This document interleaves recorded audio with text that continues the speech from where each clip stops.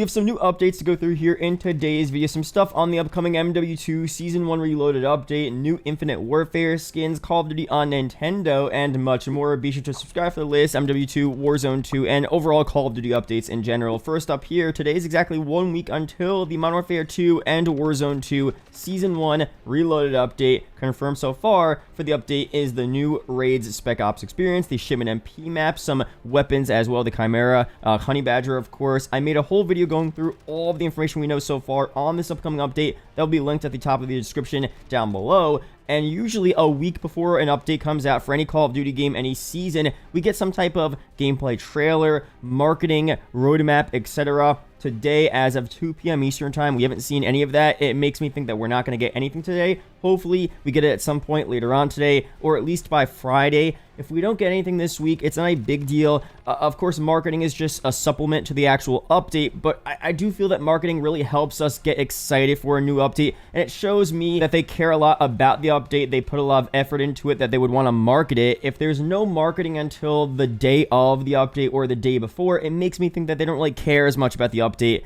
you know, which obviously may not be true, but it may also be true, because with a lot of the Vanguard updates, you guys remember, we wouldn't get a gameplay trailer or a roadmap until literally the day of or the day before, which was very unfortunate. And the updates we did get obviously weren't that spectacular. So I'm hoping they do reveal it, announce it, have a huge blog post, go through all of the content we're getting, at least by the end of the week. And of course, we'll cover it all on the channel. And the full update releases again on December 14th, next Wednesday at these times up on screen. We'll be streaming live, playing it, all that good stuff. So can't wait for that, of course. But for another update here that was just announced today with a new trailer, it's the new Season 11 update, Ultimate Frontier for Call of Duty Mobile, which also begins next Wednesday, December 14th at 4 p.m. Pacific time, a bit later in the day. There's a lot of crazy stuff here I want to run through. I also want to talk about potentially this crossing over with Modern Warfare 2, Warzone 2, and Warzone Mobile as well, because if you guys didn't know, we have cross progression between those games there. Call of Duty Mobile is the one outlier as of now, but if that all comes together, a lot of the COD Mobile content, including the skins as we'll talk about, would be so sick to use in MW2 and Warzone 2. So I'll put the trailer in the background here. Some notable items and stuff here. We have a new Santa Snoop operator. Pretty sick stuff here. Of course, we've seen Snoop Dogg. I think it was last year actually in Vanguard, but the Santa Snoop is sick as well. Another operator here. Don't know if she's a part of the Call of Duty Mobile lore. Let me know down below. One of the biggest ones here, which I think is so exciting, Neil from Infinite Warfare. This is actually so funny. If you guys didn't know, this is a character from Infinite Warfare Zombies, seen on the maps Zombies in Spaceland and The Beast from Beyond. And Neil functions as a utility for the player, offering challenges that reward the player with a set amount of tickets whenever they are completed. And in The Beast from Beyond, Neil has been upgraded to Neil X, providing main power to the map. Also an important part of the main quest as well. So this is so fire. Obviously, we just got an IW character in one of the MW2 Warzone 2 bundles, but this, in my opinion, is even better. This is so sick as an operator. I mean, I'm so jealous that Call of Duty Mobile gets this here. I think that if this was actually in MW2 Warzone 2, a lot of you guys, a lot of people would be copying this bundle.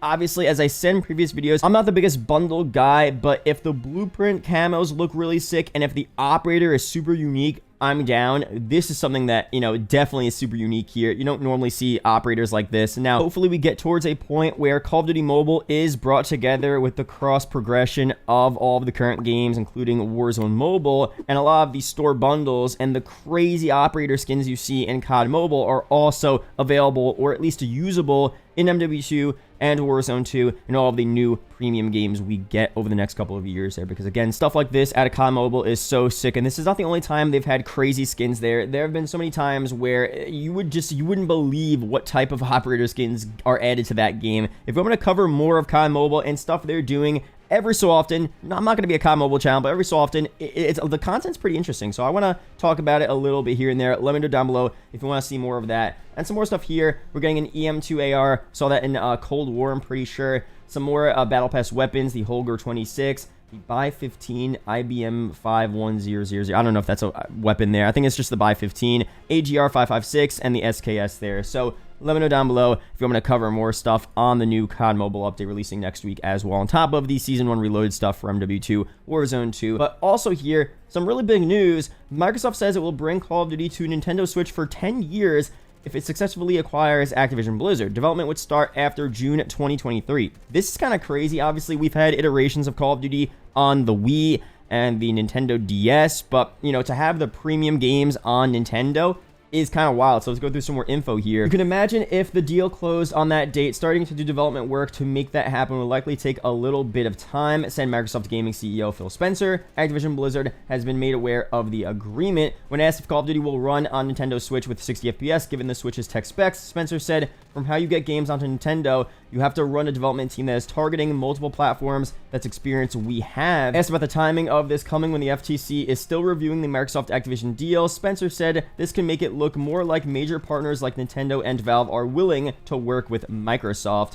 Sony has not agreed to a 10-year deal keeping COD on PlayStation. Spencer told me, "We just have not been able to make progress with Sony." So this overall, I mean, I don't want to be cynical, but most likely they're only doing this, or a majority of the reason why Microsoft is doing this, putting premium COD games on Nintendo, is just to ease the regulators who are scared that, you know, it might be monopoly and them acquiring Activision might give them too much power in the gaming space. So they're saying, you know what, not only are we not doing that and we're not going to keep, Call of Duty as an exclusive in other games, we're going to expand even more than what it already is right now, giving them to Nintendo. They probably wouldn't have put Call of Duty on Nintendo because it seems like a pretty difficult thing to do, as they're kind of describing there, but they want to show regulators and Sony as well that, we're not really trying to keep this exclusive. We're trying to, expand all of this here and make it so, again, it's not just going to be our game. And I've been hearing that, Microsoft really wants to acquire Activision Blizzard for the mobile gaming success of the company with Candy Crush and probably COD Mobile as well, since Microsoft doesn't have the biggest, standing in the mobile gaming sector, which is very, very popular and super, profitable and growing rapidly, more than console and PC gaming. So they really want a part of that. So overall, them bringing COD to Nintendo is not going to affect their success in that sector. I mean, that's what I'm getting from that there. Obviously, we don't know for sure what they're thinking, but I feel like that's the most reasonable take there. And let me know down below, I mean, for consumers, that seems like a win overall. I'm obviously never going to buy Call of Duty on Nintendo. I have no reason to. I have a PC, and then if anything, I would just get a PS5, a new Xbox, whatever, and play Call of Duty there.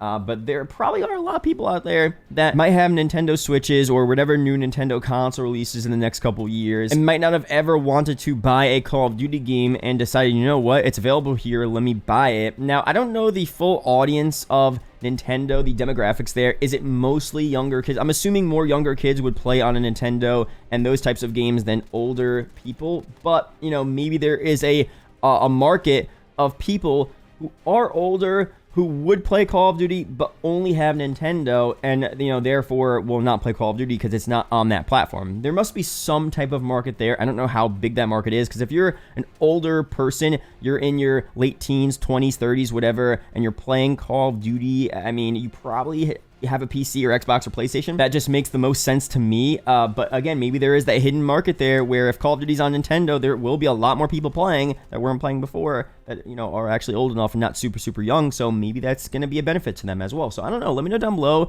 Will you ever buy Call of Duty on Nintendo? Does it matter? I'm kind of scared. It's probably not going to look and run that well unless they really target it and make it work well. That would be kind of like the games nowadays. I'm pretty sure they said the Nintendo Switch, the hard drive, the amount of space you get, the amount of memory you get for, a base Nintendo Switch console is like less than the total game, MW2 game. So you would have to buy separate SD cards and hard drives to actually ever install a new Call of Duty. So that's a separate problem there. Maybe they'll optimize the files even more. Maybe they'll give Nintendo Call of Duties less content on release, which would kind of suck, but maybe that's just how it has to be. I don't know. Let me know down below your opinions on that. But that's it here for this video. Be sure to subscribe for the latest MW2, Warzone 2, and Call of Duty news updates in general. Shout out to the YouTube channel members as always, and I'll see you guys in the next video or live stream. Peace out, guys.